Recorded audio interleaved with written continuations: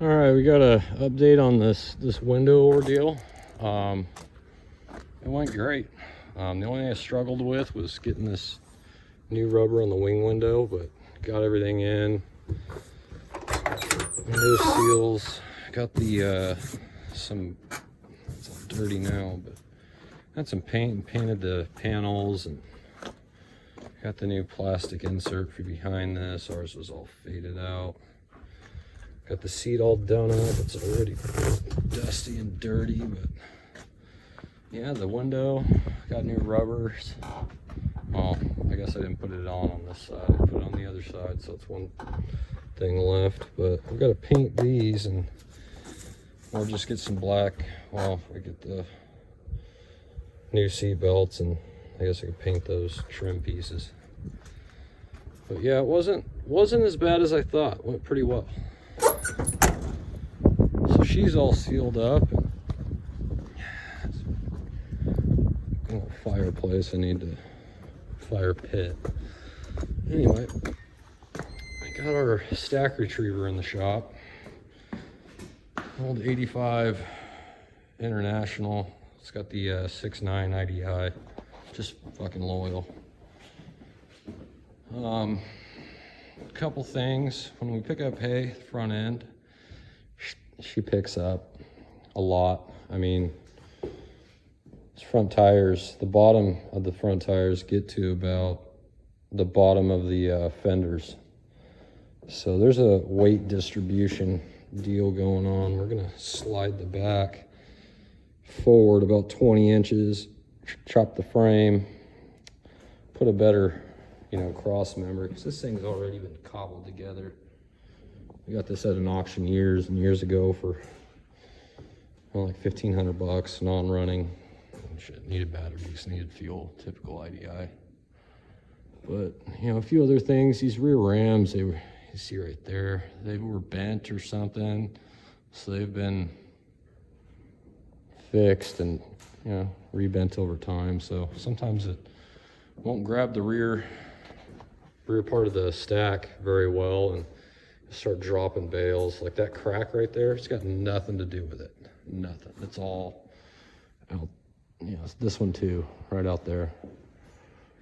So we're gonna slide it forward. Issue is, it's been welded in a couple spots, and just, some U-bolts hanging in there, but the rear's welded and the front's welded. So I'm gonna go at that with a grinder. Somebody knows how to follow directions. But, I mean, technically they did. That's an inner rail. It's got two rails on it. I think it started life as a roll-off truck or something that was pulling some weight. The next thing is going to be this, the little deal that grabs the top of the bales and kind of holds everything in place while you're driving down the road. When we put hay in our barns, we try to get two blocks wide, and our hay barns have got 45s on the side, so you got to like drop the stack, back it in, let go of the bottom, pull out, raise the top a little bit, but then you drive forward and you're going to hit a rafter or something, so you got to, it's a pain. So rather than this goofy fucking thing, I'm going to take and box this front, bottom, probably one in the middle, and put this here ram, well, not this ram, she's done, but put it up in here to where the whole top will just slide up and down, rather than doing this goofy shit. And then I could take and cut, I don't know, 90% of these stakes off of here and just make it, well, I'll have to redo the whole top because this goofy fucking thing doesn't work. It works. I mean, that's why I haven't done it yet, because every time we need to put hay in the barns, it's, starting to get sun-baked, or we just want to get it in, put it in the barns, and, well, that's the wrong time to start pulling this fucking thing apart and doing stuff to it. The other thing that's a pain is, you back into the stack, and, if this was all dialed in, one guy could just sit in the cab and do everything. Want to put some sort of bracketry here to hold the end, have some cables made, you know, if I can cut these off, or probably just drill straight through here, send a rod through it and cable into the cab. So when I'm doing it, I'll just back into the stack, set the e-brake, you know, do all my shit here, close it, clamp it, start pulling it up, walk back, make sure it's picking up the back, because right now it's 50-50. You know, sometimes you got to readjust, and it all depends on how it was bailed. You know, if you run these trucks, you kind of know that. But yeah, the inside is, well, fucking soup kitchen. It smells like homeless people been living in it, but you know, she parties. She's never let us down. She's dropped, I don't know, probably 1/10 of the stack she's tried to pick up. Half our fault, half this thing's fault. 100% somebody else's fault for not bailing it right? Yeah, just blame it on somebody else. Don't take any responsibility. So the idea behind moving this thing forward is to stop the front end from coming up so high.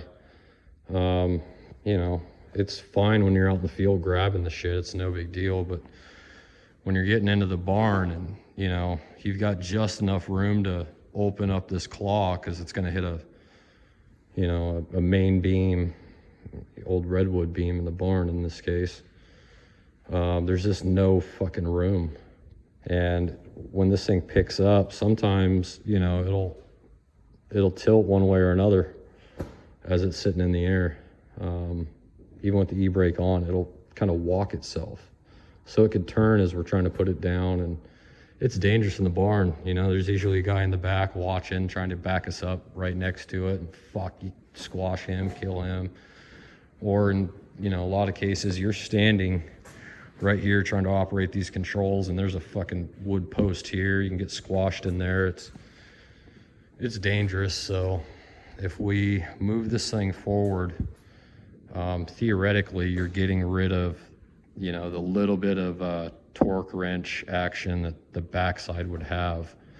You know, if you think of this thing like a teeter-totter, wheels being the center point, you want all this weight, especially when it's first picking it up, you want it as close to this as possible. Yeah, we could stack, you know, a ton of weights in the front, and it'd probably hold it down, but then you're stressing a lot more of the frame in here, which, you know, it'd probably take it. But I mean, it was put on here wrong to begin with. It's the wrong truck for this. I mean, you could see the fucking distance between the back of the cab and the front of the block. You know, we're moving it forward 20 inches, but that's not enough. But there's not enough weight in the front of this truck here to hold it down. So messing with this next. Few things on, you know, let's see if we can get it up here through here. A few things on, little scraper. Went through the manual, found what we're missing in the cab or the control operator station to keep the thing from just pissing out air. It's actually the rear or auxiliary, they call it the rear brake, parking brake, something. So we got to get that in there, and hopefully it'll have brakes after that. Quit dumping all its air. But once I get this thing cut up and kind of moved where I want it, I'll come back with another video. Unfortunately, we don't have any blocks to pick up, you know, until spring, late spring, early summer when we cut our crop. We've got plenty of rained on blocks in the back that are no longer, you know, 8,000 or 9,000 pounds. They're soaked, so I'm not going to attempt to pick them up with this. I'll probably do a video midway between if I get the go ahead for doing this. I mean, again, this isn't my shit. I'm just the monkey with the wrench, so. Ooh, love the patina. It's almost natural camo at this point. Don't even paint it, just leave it out in the rain and it'll turn into the rest of the green shit we got. All right.